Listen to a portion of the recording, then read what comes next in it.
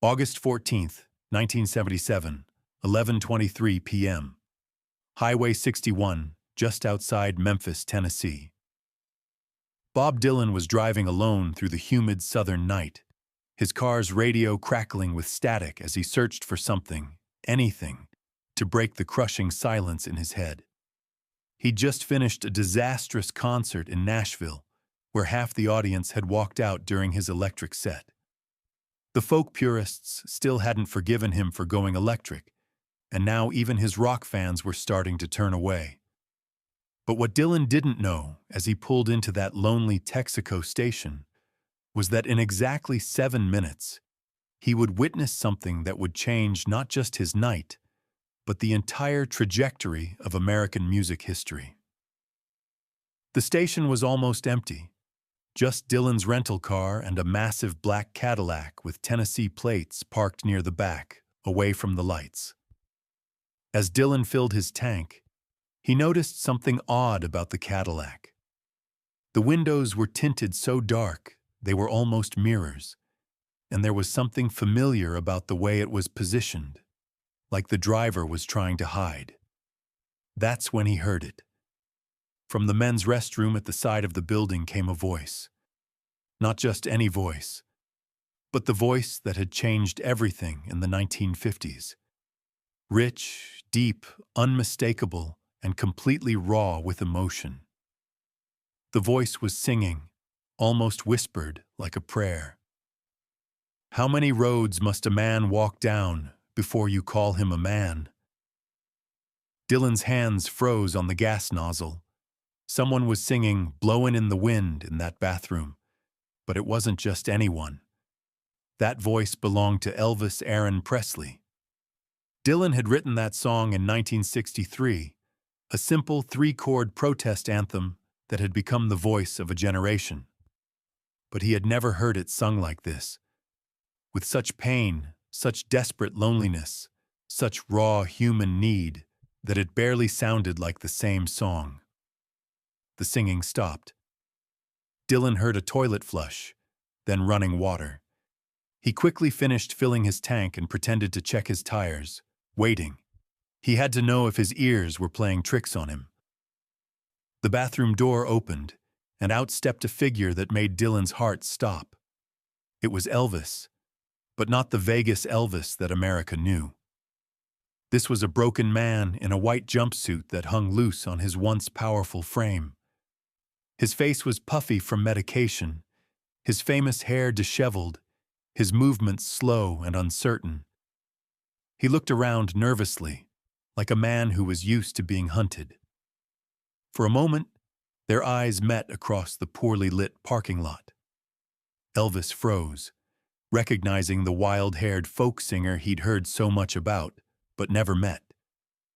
Dylan saw something in Elvis's eyes that shocked him. Not the arrogance of the king of rock and roll, but the desperate vulnerability of a man who had lost himself somewhere along the way. What happened next changed both their lives forever.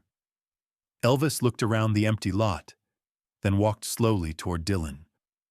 When he spoke, his voice was soft, almost shy. Nothing like the commanding presence America knew. "You're Bob Dylan," Elvis said, and it wasn't a question. "Yeah," Dylan replied, unsure what else to say to this living legend who looked more like a ghost. "I was just—" Elvis gestured awkwardly toward the bathroom. "Singing your song in there. I hope that's okay." Dylan almost laughed at the absurdity. Elvis Presley, the man who had sold more records than anyone in history, was asking permission to sing a Bob Dylan song in a gas station bathroom at midnight. "Of course it's okay," Dylan said. "But why that song? And why here?" Elvis looked around the empty lot again, then back at Dylan. "You mind if we talk?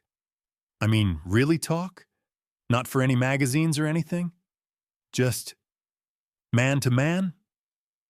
Something in Elvis's voice, a desperate loneliness that Dylan recognized in himself, made the decision easy.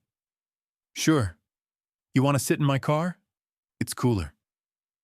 Elvis shook his head and pointed to a picnic table behind the station, in the shadows where the fluorescent lights couldn't reach them. Out there, under the stars, like when I was a kid in Tupelo. They walked over to the weathered wooden table and sat across from each other. Two of the most famous men in America, meeting in secret at a forgotten gas station in the middle of the night. "You know," Elvis began, his southern drawl thicker than usual, "I've been listening to your music for years, especially when things get difficult."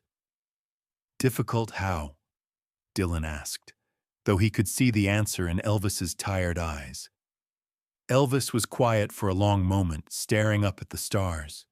When he spoke, his voice was barely above a whisper. "I'm dying, Dylan. Not physically. Well, maybe physically too. But everything that made me who I was is dying. The music, the joy, the purpose. It's all gone." Dylan felt a chill despite the August heat. This was the king of rock and roll, the man who had inspired millions, admitting that his soul was empty. "That song of yours," Elvis continued, "Blowin' in the Wind. I must have sung it 1,000 times in my head over the years. Especially that line about how many roads a man must walk down before you call him a man. I keep thinking, how many stages must a man perform on before he remembers why he started singing in the first place?" The question hung in the humid air like a prayer waiting for an answer. Dylan studied Elvis's face in the dim light. Behind the puffy features and the exhaustion, he could see traces of the young rebel who had changed everything in 1956. The man who had taken black rhythm and blues and made it acceptable to white America. The revolutionary who had moved his hips and scandalized a nation. "When did you last sing for yourself?" Dylan asked. "Not for an audience, not for a record company. Just for yourself." Elvis thought for a moment. "I don't remember. Maybe when I was 8 years old, sitting on my mama's porch in Tupelo." "That's the problem right there," Dylan said. "We forgot why we picked up a guitar in the first place. We got so busy being what other people wanted us to be that we stopped being who we were meant to be." Elvis nodded slowly. "You ever feel like you're trapped in a character you created? Like Elvis Presley is this person everyone expects me to be, but I don't know how to be him anymore?"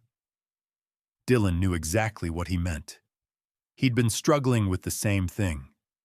The expectation to be Bob Dylan, the voice of a generation, the prophet of folk music. Sometimes he felt like a prisoner of his own success. "What if we just sang together?" Dylan suggested suddenly. "Right here, right now.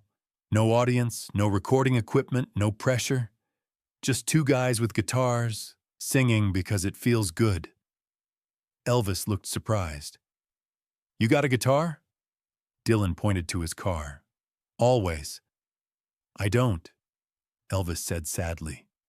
"I used to carry one everywhere, but now my people handle all that stuff." "We'll share mine," Dylan said, already walking toward his car.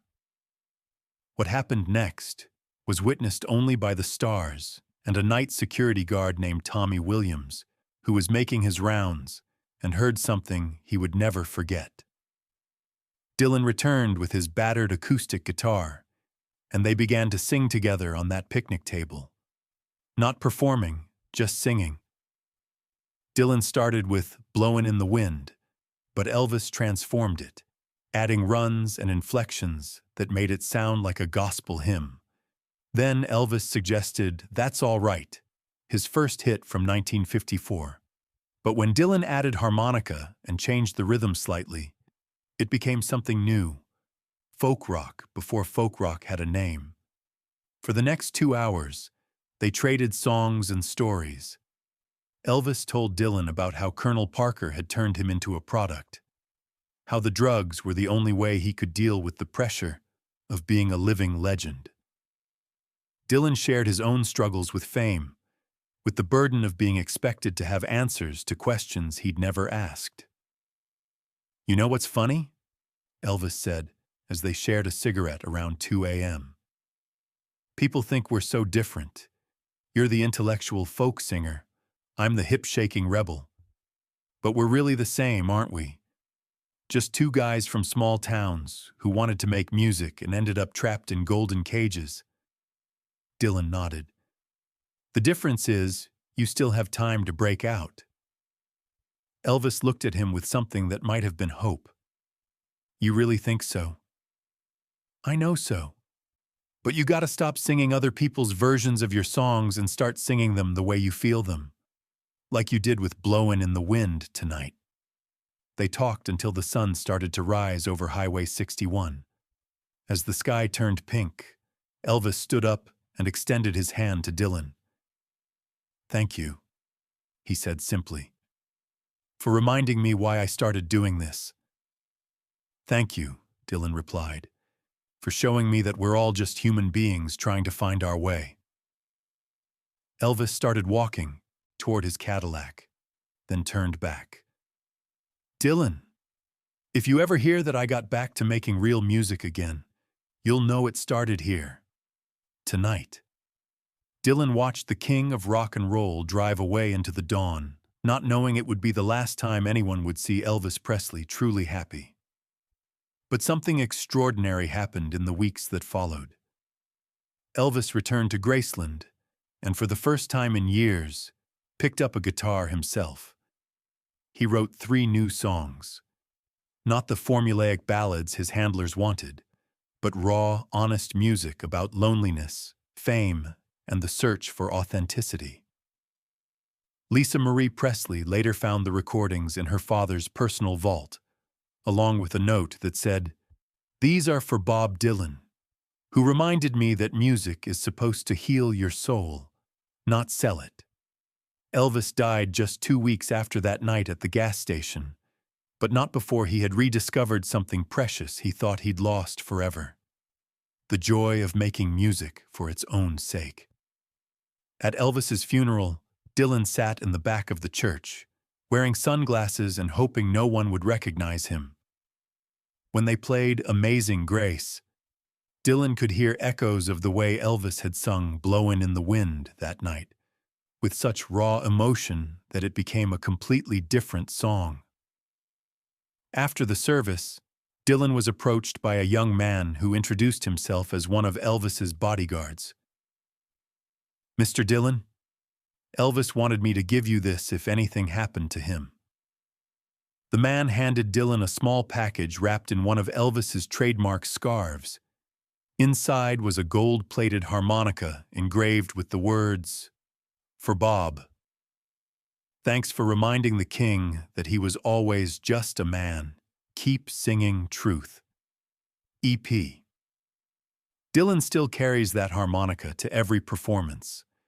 Sometimes, late in his concerts, he'll play a few notes from Blowin' in the Wind on Elvis's harmonica, and musicians in the audience swear they can hear 2 voices harmonizing: the folk prophet and the king of rock and roll, still singing together somewhere in the space between Earth and stars.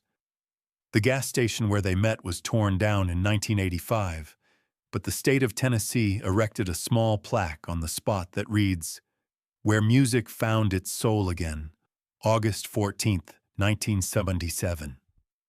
Tommy Williams, the security guard who witnessed their impromptu concert, kept the secret for 40 years before finally telling the story to his grandson. "I saw 2 of the most famous men in the world," Tommy said, "sitting at a picnic table like a couple of kids, just singing and laughing together. It was the most beautiful thing I ever saw." The lesson of that midnight meeting between Dylan and Elvis isn't about fame or success